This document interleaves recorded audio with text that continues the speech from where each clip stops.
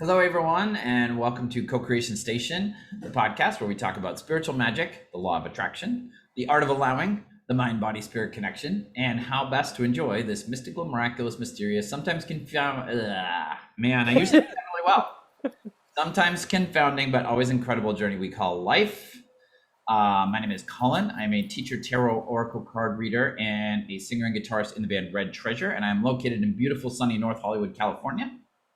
My name is Stephanie Orlina, and I am a transformational life coach helping people shift away from negative thinking and it transforms their lives.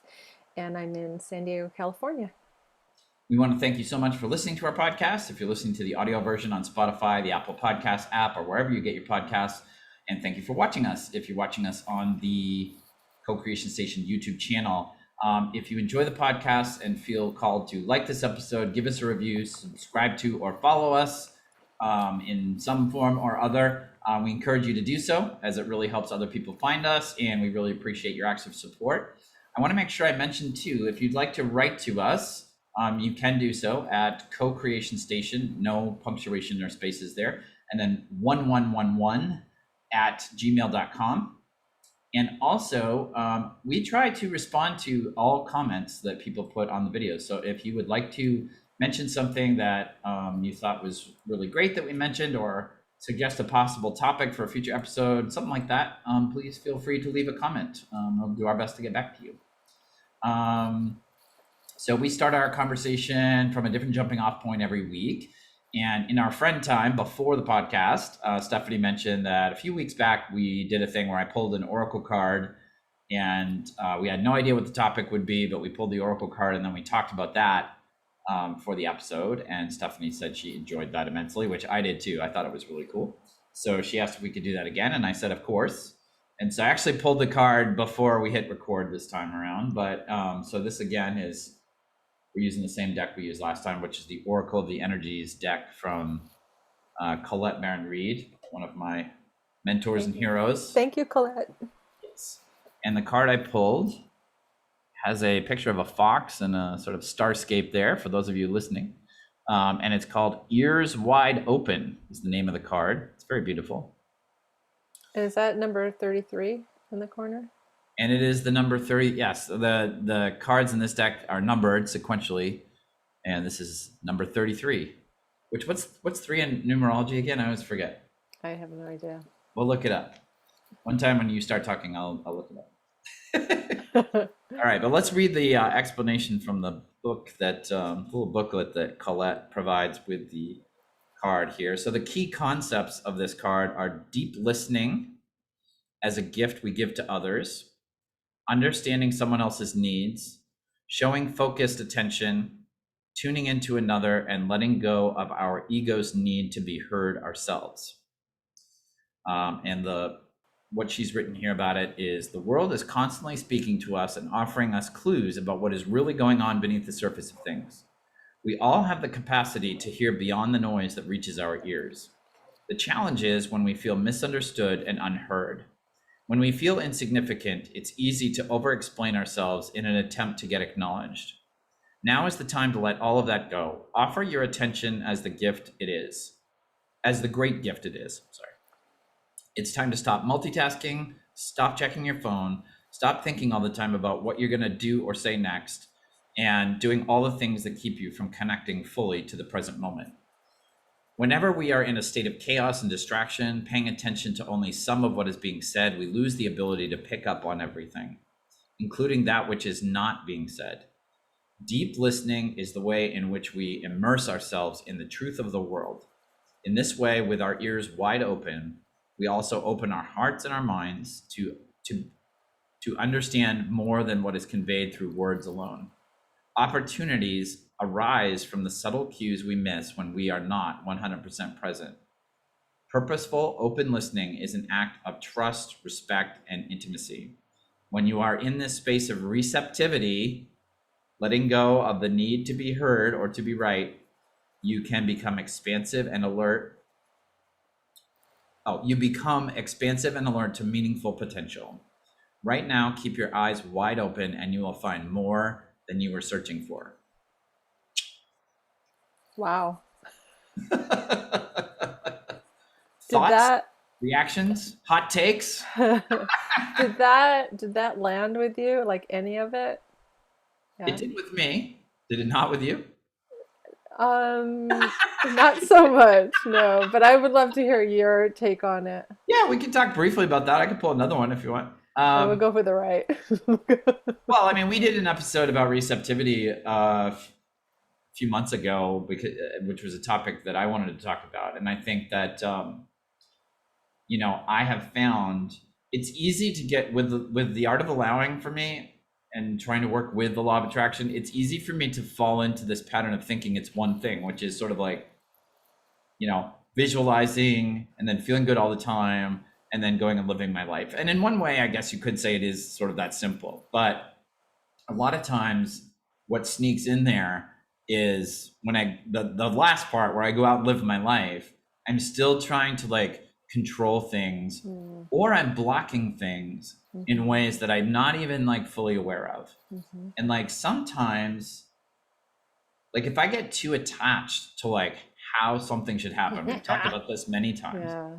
but if I get too attached to how something should happen, like I might, I'm trying to think of something I want. Like there's times when I've written down like what I really want to manifest, and it's not like a car, it's not $1,000 in cash in my bank account. It's something more like I want to have some peace around this area of my life where I'm experiencing some chaos or turmoil. Mhm. And sometimes, and I think and I've had times where I think, well, that will have to come in this form. Like the Yeah. universe will have to take this person out of my life who's causing Right. or Yeah. something like that.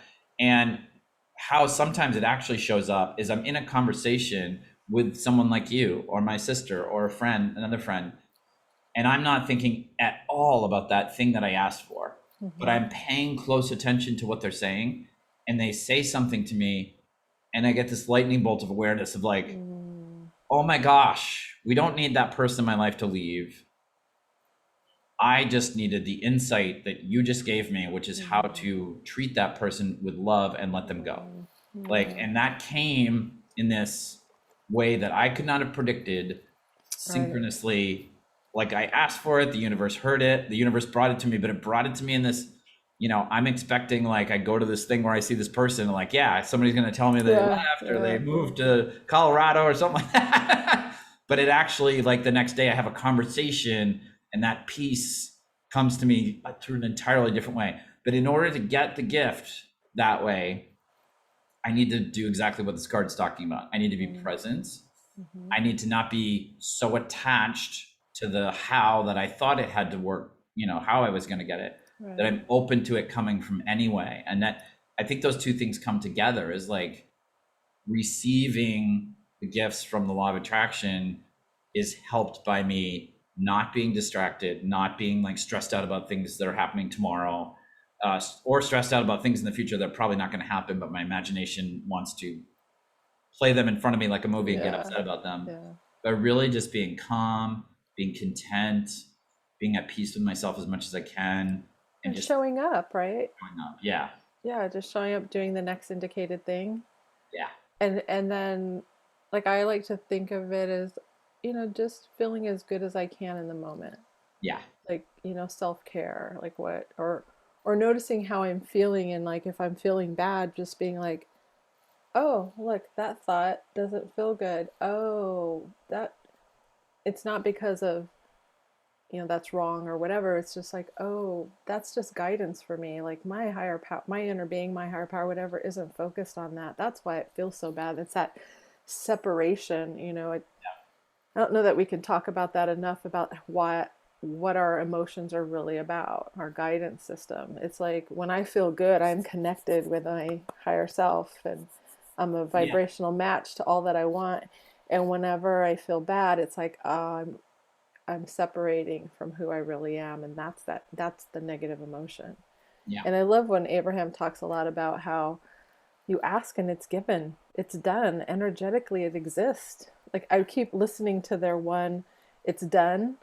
It's like a 3-minute video on YouTube, and you Mhm. can just Google in YouTube, just key in Abraham Hicks, it's done, and there's a video in there that's 3 minutes, and she just goes on, it's done, it's done, it's done, it's done.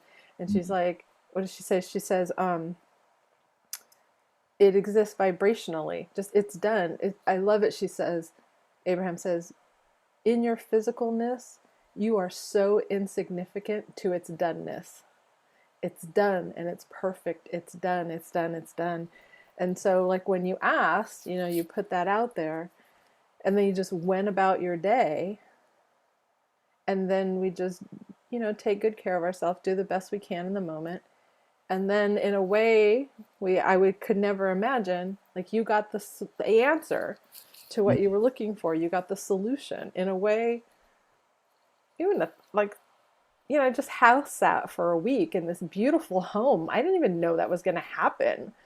But I've been doing this work. I've been going to neighborhoods like that and just enjoying the ocean and, being in that energy. And yeah, I'd like to live like that someday, but just being in that energy. And then I attracted this situation. I didn't know. I never in my wildest dreams could I ever have imagined last week happening.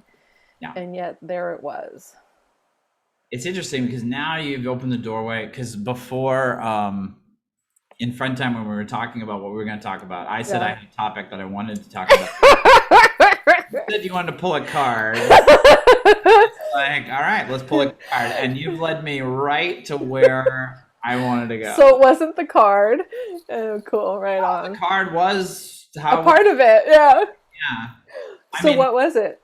Well, what I wanted to say about it first is, like, I wanted to highlight the point you made, which is, I think, for me, what's one of the tricky things about what the card's talking about is, it's saying keep your eyes open, keep your ears open, but the thing is, like, if I'm in a good feeling place, like if I'm in something if I'm present in something, like if I'm dancing and having a good time dancing, like my ears and eyes are wide open because I'm just like in alignment with my higher self. I'm in alignment with the universe.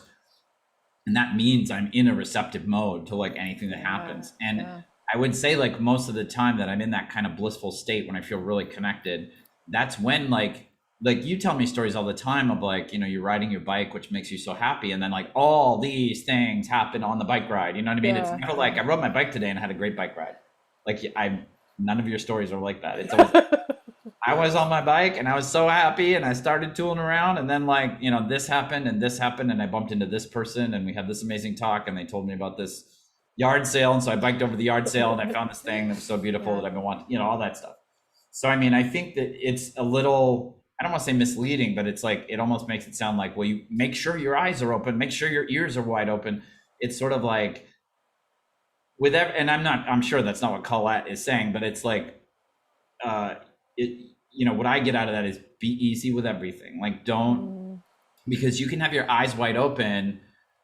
Well, but she said ears wide open. She didn't say eyes, right? She said ears wide open. Yeah. Yeah, but I mean, for me, it's the same sort of, like, if I'm listening for what I asked for, like, where is it? Where is it? Where is it? If I'm looking for what I asked for, where is it? Where is it? Where is it? That's not what she's talking about.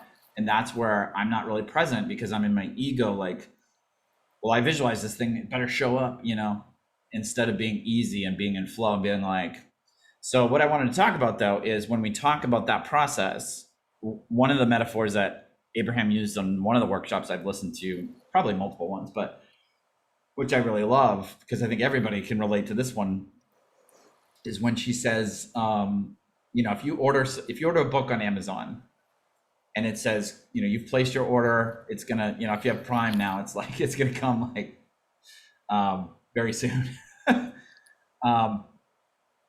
Most people don't worry about whether or not it's going to show up, and they don't go back and check Amazon like 6 times later the same day generally to make sure that Amazon still has the order and whatever. And you might check to see if it's come or not because you want to make sure if they're dropping it off on your porch that you don't get victimized by a porch pirate, but for the most part, people don't assume that, like, they'll order from Amazon and, like, it just may not show up. But when we visualize things using the art of allowing to work with the law of attraction, a lot of us don't have that same sort of faith. Like, we have more faith in Amazon than we do in the universe, which is a little. Why is that? But where it gets hung up for me is Amazon actually tells me what day. Yeah, and the Tells me universe what day. doesn't tell us that.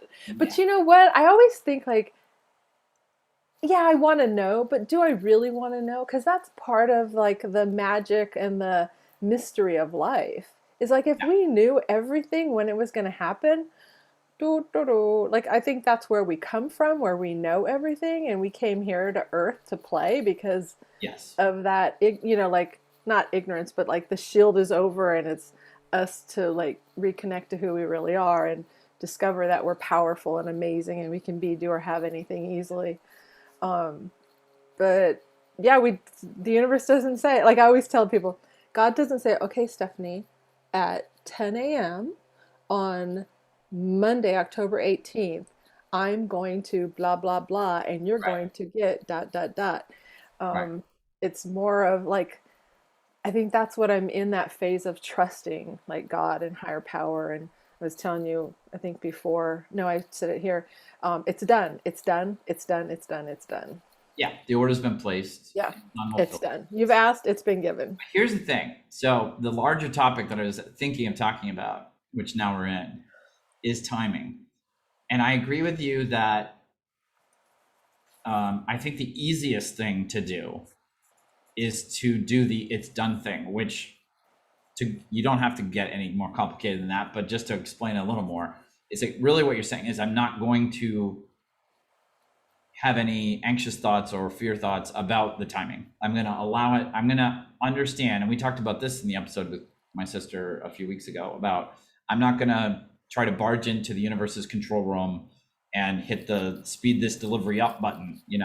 I'm going to And man, screw it all up, right? Oh, that wasn't the right button. Shoot. How do I undo that? The being at the controls, or these series of beings at the controls, know what they're doing. And they know that, like if I want a new car and I was in control of when the car showed up, I could do something like the car could show up and then it actually would have negative effects somewhere in my life, somebody else's life, whatever. I actually did that with a car 1 year. Oh God, it was horrible. Yeah. But if I let the universe deliver the car when is the right, perfect timing according to the universe, that's the best time for it to arrive, regardless of my opinion about it. However, the other thing that Abraham does talk about, and I think it's interesting, and I've struggled with this too, is people can take that too far and can get into like I've done this with visualization. I realized I was doing this with a visualization recently where I'm visualizing something I not desperately, I was going to say. That's interesting. I very much want. However, I'm also visualizing it in a way that has to be far off from today in the future, way off. Mm-hmm. And I remembered after a few days of doing that, because I loved being in I was doing this guided meditation for it. So I was like really happy because I was in this thing that I really wanted to have and circumstances and everything. But then as I would think about it at other times of the day, when it would just occur to me, I'd start to get depressed and I'd be like, wait, that's not supposed to be happening. What's going on there? And what I realized is, oh, like I'm not worrying about the timing in the visualization, but I actually created a visualization where it's so different from today that I've created it like it would have to be many years from now, the way I created it. Okay. And so when I snap back out of the feeling of being there, what I'm really in contact with is, well, yeah, but it's going to take forever to get there.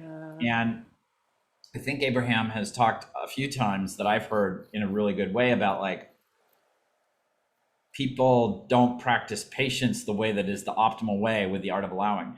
Patience means not worrying about the timeline. Patience means not getting agitated that it's not here yet.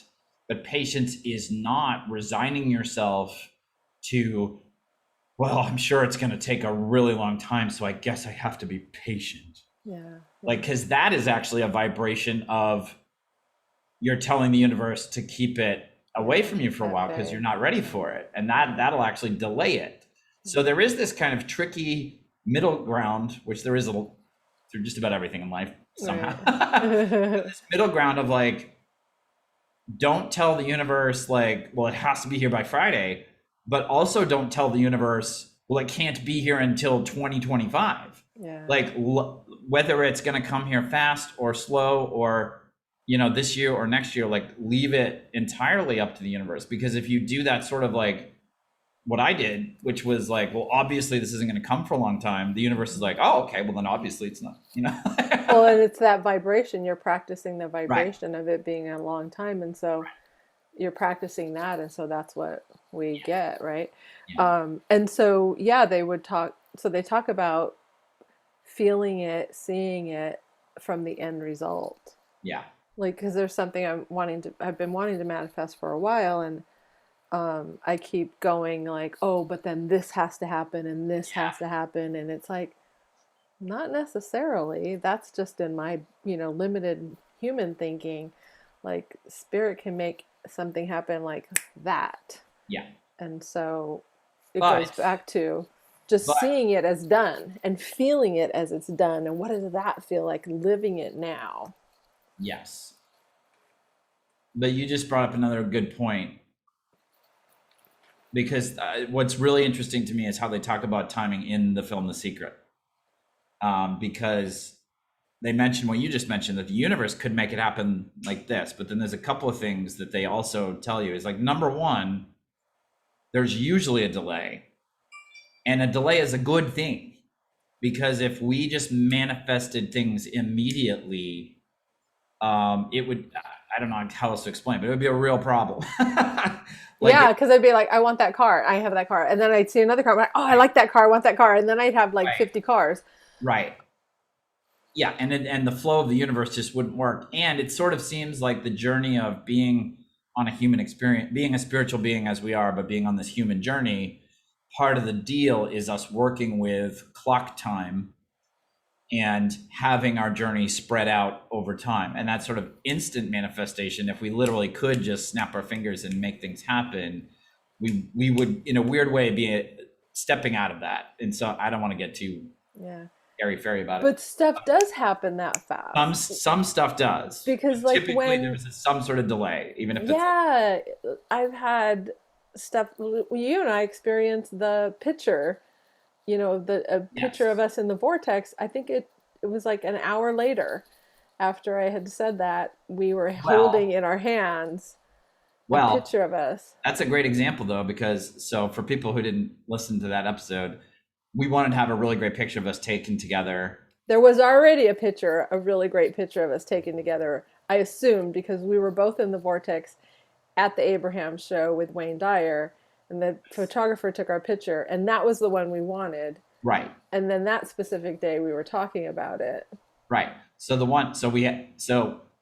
yeah, I don't know how to tell the story briefly, but yeah, so we were at the Wayne Dyer Abraham event in Anaheim. We wanted our picture taken there because we were both feeling great and in a good mood. And then the photographer actually, so there wasn't much of a delay there because the photographer took our photo very quickly, right?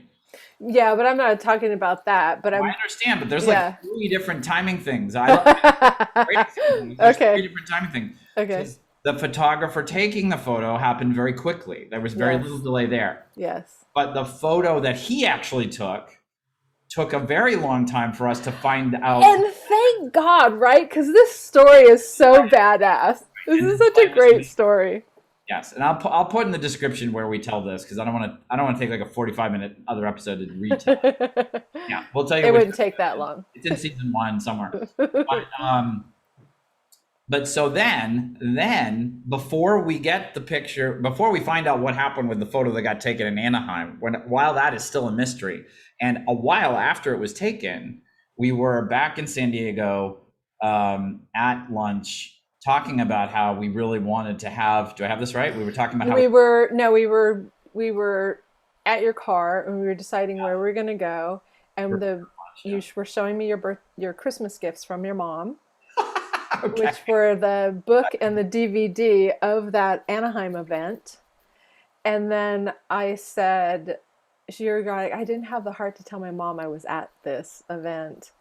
And then I go, I called them to see how I could get that picture of us. I know it's going to be a great picture because anytime anybody takes a picture and they're in the vortex, it's always a great photo. And then we were going to Old Town Mexican Cafe. And so we drove separately. it took like 20 minutes from where we were to get there. We order our lunch. And after we order our lunch, this woman walks over to us with a camera and says, "May I take your picture?" And I start laughing, and she looks at me like I'm crazy, because what's so funny about that? And of course, anytime we're together. Sorry, we're telling the whole story again. But it should be said, we had been to the Old Town Mexican Cafe for lunch in San Diego several times together and never had a photographer. Never. I've never even seen a photographer there before that. So in the parking lot, though, we had talked about how we still didn't have the photo. You had talked about how you called Hay House and asked about the photo. We weren't at the parking lot. We were down the street from where we had met. Okay. In Kensington. Okay. Chatting. We're not only telling the story again, we're telling it like, because it's not going to take that long to tell the story, and people are going to want to hear it. So but we had been talking, so that's what I'm saying about the timing is like, but we'd been talking about, gosh, that photographer took our photo, whatever it was, a month ago in Anaheim. No, it was almost a year. Oh, okay. So it was much longer. Yeah. It must have been such a good photo. We were in the energy of like, gosh, we really would love to have that photo. And so then we go into the restaurant. Yes. Yes. Yeah. We drive to the restaurant. But I mean, so now we're talking like 20 minutes maximum. Yeah. Between when we were talking about and we were in the energy of like, wow, we would really love. Yeah. Probably 30, 35, whatever. Yeah. And then the photographer in the Old Town Mexican Cafe takes our photo. So again, very immediate, but she has the ability to give us the photo like 20 minutes later. Like, no, she says, "I'll be back." I go, "How long will it take?" She goes, 10 minutes. 10, okay. Issues with time. Yeah. No, we're talking there. But so that we go from, talking about it to having the amazing photo of us in our hands in the span of 30 minutes or less. I have it. I'm going to did I show it last time? No, I don't think we've ever showed that photo. I have it. I'll be right back. Okay. You keep talking. Weren't you saying, oh no, forget. Go ahead. Yeah. So anyway, so the point that I was trying to make about timing is that we were in the energy of wanting a great photo of us in Anaheim at the event with Wayne Dyer and Abraham. And we got the photographer. That timing was fast, but the actual photo, we didn't see it or find out what happened to it for over almost. I haven't seen this picture in so long. And then the Old Town Mexican Cafe picture, we manifested not just the photographer taking it. That's what's interesting to me is like the universe, it's almost like we were more specific. Like we don't want a photographer that will just take our photo because we had that happen and we never got the photo yet. We want the photographer to be able to, not that we said this, but like, I think that's what we wanted is like, we want the photographer to take our photo and for us to get it because we want to have it. And then that's what we got. So we actually look like a couple. I know this is we're a soul couple. Valentine's Day kind of. But yeah, so the timing. So that was muy rápido. This thing very fast. Happened very quickly. The photographer in Anaheim happened very quickly to when we were asking for the photo. Right. Yeah. The actually getting the photo at the Old Town Mexican Cafe, that happened very fast. Yeah. But actually being able to see the photo that was taken, the original photo, took a really long time, like ridiculous. Like, why on earth did it? I mean, once you hear the end of the story, like why it took so long. But yeah, so I mean, I think that's really interesting. Is like, as humans, we were like, look, we just want a really cool photo of us taken by a professional photographer, so we're not like doing some sort of lame selfie or whatever. How complicated does this have to be? But meanwhile, the universe is cooking up 2 amazing photos plus a whole thing that we never even envisioned, which is the photo in Anaheim ends up on the DVD. I know! I hadn't thought about this in so long. At the end of the Hay House DVD, because I had forgotten the part about that when we talked before going to lunch that day in San Diego, that I had the DVD in my hands, but so we did have the picture and we didn't even know it. Yeah, I just thought about that but too. At some point afterwards, I go back to North Hollywood. I watched the DVD, and was it that my mother had told her? Your mom said, you're like, I saw you guys in the DVD. You guys Right. are in the That's the thing. And DVD. I misinterpreted that thinking because they had cameras panning the crowd during the event. And I thought, Right. oh, she saw us sitting together because we were sitting on an aisle towards the Yeah. back. Yeah. But we were Yeah. sitting on an aisle. I was like, oh yeah, the camera totally could have. So I am like doing like this CSI Miami, study of this DVD in my apartment. And I'm like I'm freeze framing and like pouring over every second of this You're DVD. like, my mom's nuts. We're not in this DVD. Like, and there's no shot that even remotely shows where we're Just sitting, how like, could let she alone. say that she saw us? We're not in this. And I think I went through the main part of the DVD where they show the talk between Abraham and Yeah. Wayne with the crowd shots in between, like 2 or 3 times, like the entire, and it was like a 2 hour event or something like that. And finally, one time, I let the DVD run because usually what happens is I get to the end and I'm like, gosh, I haven't seen us. I And then must have missed. rewind it again. And I Yeah. go back to the beginning and then I watch the whole thing again. But one time I let it go past like the end of the event, and then what I see is Hay House has put on a special ending with I just got music chills where they up my just show a legs. slideshow or montage of the photos of people who attended that the photographer took, Ah, and I we just got are. chills. Yeah. That is, and you're so cute because I saved it forever. Because I was getting a facial when you called me that day, so I got in my car and I listened to the voicemail. And you're like, dude, I'm looking at we're in the DVD. Like, I'm looking on a large screen TV. Our faces. It's the picture of us. Oh my God, we're at the. You were so happy and excited. Oh my God, it was so cool. I was just telling somebody else on the phone the other day, another one of my friends, that like it is, for some reason, it's very rare that anybody ever does an impression of me to me. And somebody did like a 3-second impression of me on the phone just as we were talking, and I was laughing. I was like, anytime you want to do that, because I get a huge kick out of it, but nobody ever does it. You just did it, and I thought it was highly entertaining because that does sort of So this goes back like how I to would have been. like we never could have imagined this whole story. Exactly. The Yes. whole That's the thing, whole right? universe's control room thing. Stay out of that. Yeah. And isn't it cool that we don't always dictate how things are going to go? Because and you're super intelligent and very creative. Between the two of us, we never in our wildest dreams could have ever imagined any part of this story. Yeah. And yet we allowed it. Because the one thing about you and I that I want to share with all of our listeners is that most of the time in our friendship of the past, I always get the years amount wrong, but most of the time we're together, we're in the vortex. Like, we just enjoy each other's company. I think we bring out the best in each other. We really appreciate each other. We have similar interests. And so we're always happy and excited to get together. And so that's the energy. It's the energy of the vortex, just that positive emotion. And so where was I go? So that is the receptive mode, right? Like, Yeah. anytime and it doesn't even have to be that high elation. It Mhm. can, I love, I've heard on many of Abraham's live recordings of people will be like, yeah, and I was napping a lot. I Yeah. love that one, because that's another very receptive mode thing to do is to nap. Releasing resistance. Anytime we're releasing a resistance, we're in the receptive mode.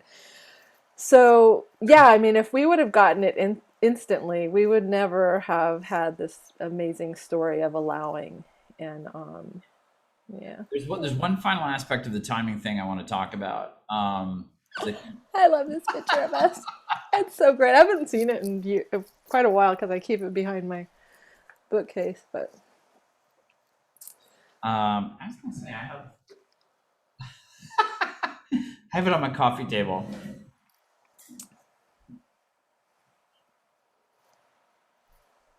I didn't know I was gonna show this on the podcast, but I actually framed it. oh, look at that. Oh my God, that is so awesome. I like the frame. That's a bitchin' frame, dude. Yeah, isn't that cool? Yeah. So Joe, and I'm blanking on his last name. Vitali. Vitali, yes, in The Secret. At one point talks about how and he's just sort of giving an example, but I always feel like, oh, that's a weird example because I think it could trip a lot of people up. But I think what he is talking about when he suggests it is a solution to people.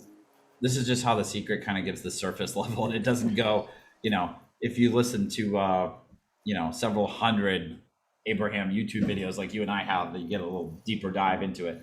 But I think what he's trying to do with what he talks about is he's trying to help the person who kind of has that not helpful view of patience. Like, yeah, okay, I'll visualize things, but I know they'll take a really long time, which is actually the opposite of demanding it too quickly. It's like you're still telling the universe when to bring it, and sort of get out of that business. However, his antidote to that, for somebody who's like, their energy is delaying things, his suggestion is to, and I think he says, like, make a command to the universe, write down the amount of money, be specific, and say that you expect it in 30 days or something like that.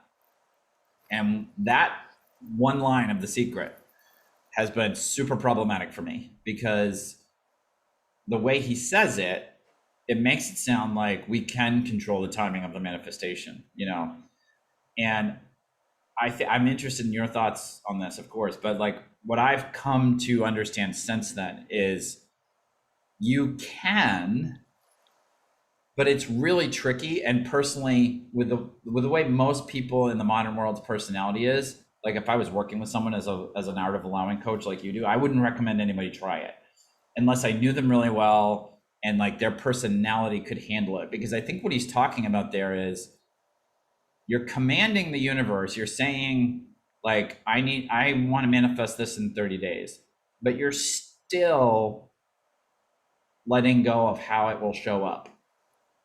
Like the time is the only thing that's really the only constraint you're putting on it. And you're saying you're willing to like just let go of the whole rest of the thing. But and it's not so much that this is a really tricky thing to talk about, I feel like, but you're not actually like controlling it.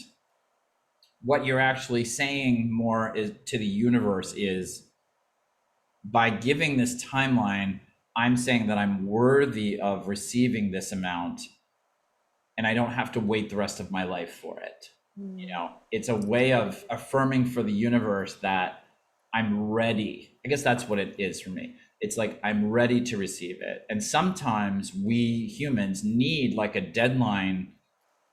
We need to use a deadline for that purpose. Like, because if we don't feel like we deserve something, we can want it. But again, we'll think that it has to come at someday, which is actually kind of, if we're going to be honest, we're saying never behind, between the lines. And I think what he's trying to do there is suggest that like you can, by making that sort of what he calls the command to the universe, you can say, I'm worthy of receiving this. I'm ready to receive it soon. I'm no longer stuck in a belief that I don't deserve it, so I have to do a whole bunch of stuff and wait a long time to get it. Because I think that is one thing a lot of people struggle with when they visualize things and they don't show up, is that it triggers a sense, any sort of unresolved sense they have from their early childhood trauma or whatever, of not being worthy of what they're asking for, not deserving what they're asking for. And what you are so good at pointing out frequently is that whatever spirit has put into your true heart and spirit is something you want, you're already worthy and deserving of it. Like that question is all up here in our brains. Like the universe is not discussing that at all. That's something that if that's a block, like I don't deserve the new car, that's something that our human selves has just invented and projected. We were born Yeah. deserving and worthy, and we will die Yeah. deserving and worthy. Yeah. A couple of things here. So the timing, setting dates for things has never really worked for me. Yeah. It's And not I think part of that is because I've had more doubt than belief on those things that I've wanted. And that plays a huge role, because doubt is resistance and belief is allowing. Yeah. And so yet the universe, as I said earlier, can, when we ask, it's given. And so we can have stuff materialize that quickly. Yeah. Um, for instance, I remember one week years ago hearing, because I hadn't seen Carrie Underwood yet in a concert. And I was running out of artists to see because this 3 year period I'd been to like multiple concerts, like 6 of them a year. And I was like, oh, I'd like to see her. So the DJ was saying, yeah, on Monday we're going to begin giving tickets away all week. And I'm like, I want to win some. I'm gonna win some. And so Monday morning, I was driving to a customer's house, and the radio was like, "Oh yeah, be the ninth caller," and I immediately dialed in, and I won the tickets. First thing Monday morning, I won the tickets. And with that story, I didn't know that was going to happen, but with that story, I had more belief than doubt. Mm, yeah. So That's belief what is a happens. That's what happens for me when I do the date thing, is that the date, instead of, it does the reverse of, I think, what Joe Vitale was trying to teach people to do, which is, I think he was trying to use it as a way to trust the universe and to build your faith in the universe. So if you're really open and you don't do what I do with dates, you make that command, the money shows up in 30 days, and that strengthens your belief. It's not right. it's not strengthening the idea that you control it. It's like, wow, I asked the universe for this. I totally trusted it would show up, and it Yeah. did. And so Yep. now my faith is even stronger. Right. What happens for me still to this day is that I flip that. I should say my brain, because it's not my heart, it's not my spirit, but my logical mind that often gets me into trouble, flips it and makes it into a test of my doubt. And so instead of saying, I would love for $1,000 to show up by, what are we at? Yeah, it's October 17th when we record this, like by December 31st, and really feeling like I'm in a place of trust, like I am when I order something on Amazon, and really letting it just come when it, whenever it should, between now and December 31st. What I do is every day I check the score to see if it showed up. Well, so you practice the vibration of it's not there. I'm practicing, it's not here yet. I doubt it. This stuff doesn't work. I knew it, like all my cynicism, all my doubt, Yeah. and it doesn't show up. And I get really and I have the opposite experience I think Joe Vitale wants people to have, which is, what am I doing with all this art of allowing stuff? Like, it doesn't work, and it's like, I have had way more success not having a date. And one funny thing was, I had this time, I remember in 2000, it was either the end of 2011 or beginning of 2012, where I really needed some money. And I don't remember exactly what it was, but it might have been that I wanted to move to the West Coast. And I knew part of that, it wasn't going to happen immediately, but part of that was I was going to need a car. And so somehow I came up with this number of $14,000. And I don't know what I did. If I looked at used cars on the internet or something, but I came up with I need $14,000 for a car or something like that. And I remember I did I did the check thing that they have in The Secret, where yeah. I wrote out the check. I got really happy. I took pictures of myself. I was doing a lot of looking at visualization images in the morning during that period. So I had it in this little slideshow. See me smiling with 14,000. And I had a deadline on it that I think was 3 months out, because I felt like it's not too bad. Yeah. But I think I totally did the whole well, it's 1 month and it's still not here. What if it, Yeah. What if it doesn't? It's not here yet. It's not going to show up. Oh my God. When This doesn't work. So fast forward to years later, I moved to California. When I moved to California, all four of my natural biological grandparents, like my parents, had been alive my entire life until I moved to California, and which is very unusual for some. I mean, I was 42, 43 when I moved out here. So I mean, to have all four of your grandparents alive, healthy in your life for that long is unusual. But then then they did start leaving this material plane, and when both my mom's folks went first, my mom's mother left, and then my mom's dad left afterward. And I had no idea, we never talked about money, in terms of how much money people had or whatever. in our family. It just wasn't a topic that we would discuss. So I didn't have any illusions that I was, my both sets of my grandparents and my parents and my sister and I were just sort of run-of-the-mill middle-class Americans. Like none of us had any great fortunes at that time. So I didn't expect I never had expected any inheritance from any of my grandparents, because I hope they spent it on whatever money they had in their retirement. I hope they spent it on great vacations and whatever medical care they might have needed towards the end or whatever. And I think it was Kelly, my sister, called me one day, and this was long after my grandfather had passed. So it was, I guess, a bunch of legal stuff had worked its way through and everything. And if it was Kelly, she said, "Oh, there was some money left over as an inheritance, and they wanted you to have some of it. So I'll be sending you a check." And I was like, my mind was blown, because I just had never, it never even occurred to me that I would get that. And I said, "Oh my gosh, how much is it?" And she said, "It's $14,000. Wow. I was like, oh, that's something. oh, So it was, that's I think that was special. 20. Yeah, I don't remember exactly what year. It was like 2013, 2014. So it was a couple years later, Yeah. And what's amazing to me about that is I feel like, because what I was tempted to think was just like, well, I screwed it up, I put the date on there and all that visualization and all that and I didn't totally screw it up. I just delayed it. But the thing is, honestly, all of the things that I needed money for to get from Maine, where I had been living with my family for a while, to California, totally showed up in this. That's a whole story I should tell sometime, about how I actually got to California with no money. Yeah, for sure. But the other thing is that $14,000, I had just had one of my two massive car accidents that I've had here in Los Angeles, where another driver just blew through a red light or a stop sign and just like destroyed the car that I was driving. And I needed to buy a brand new car, and I could not wait for the whole insurance rigmarole. My insurance at the time didn't cover like a replacement or whatever. So I needed to go buy a new car.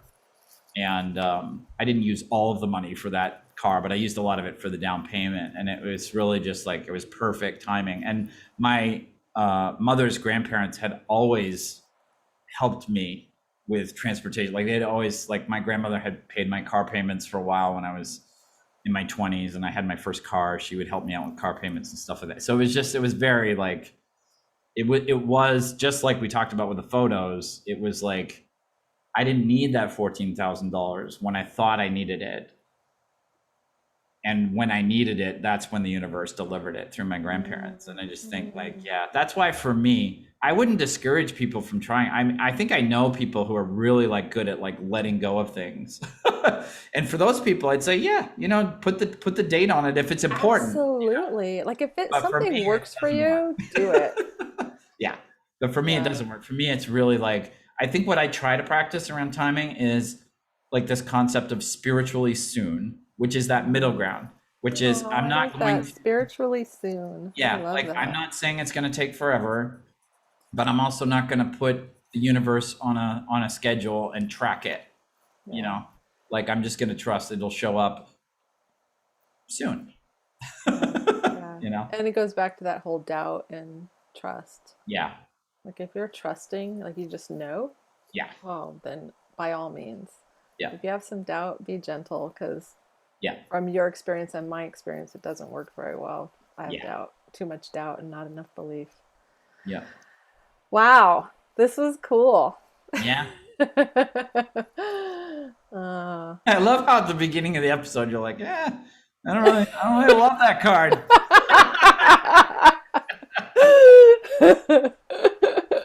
I liked it, but I didn't think it was going to be the discussion about timing that I've been wanting to have. I really am glad we had that conversation. But we hope you enjoyed it and got something out of this conversation. Thank you so much for listening.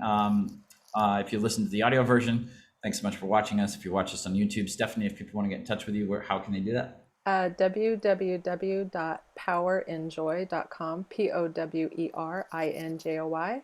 And I have a free 30-minute discovery session for you. So I look forward to hearing from you. And if you want to get in touch with me, you can follow me and write me a message if you want. On Instagram, I'm at Collin, COLLIN _Daniels, DANIELS _WORSTER. Thank you so much for watching and listening. I also want to make a pitch again. If you enjoyed this episode, if there's something about this episode that you enjoyed, if there's a particular insight that sort of popped out to you, leaving us a comment and letting us know what that was is really helpful for us, because we would love to hear from you, the folks that watch and listen. I know in the podcast version, you can't leave a comment for us, but you can email us. We're at Co-Creation Station, no spaces or punctuation in that, and then 1111, so 4 number ones there, at gmail.com. We'll respond to every email we get as well, and we would love to hear from those of you who just listened to us. So thank you so much. We wish you a prosperous, wonderful, and fun-filled week, and we'll see you next time on Co-Creation Station. Bye, everybody.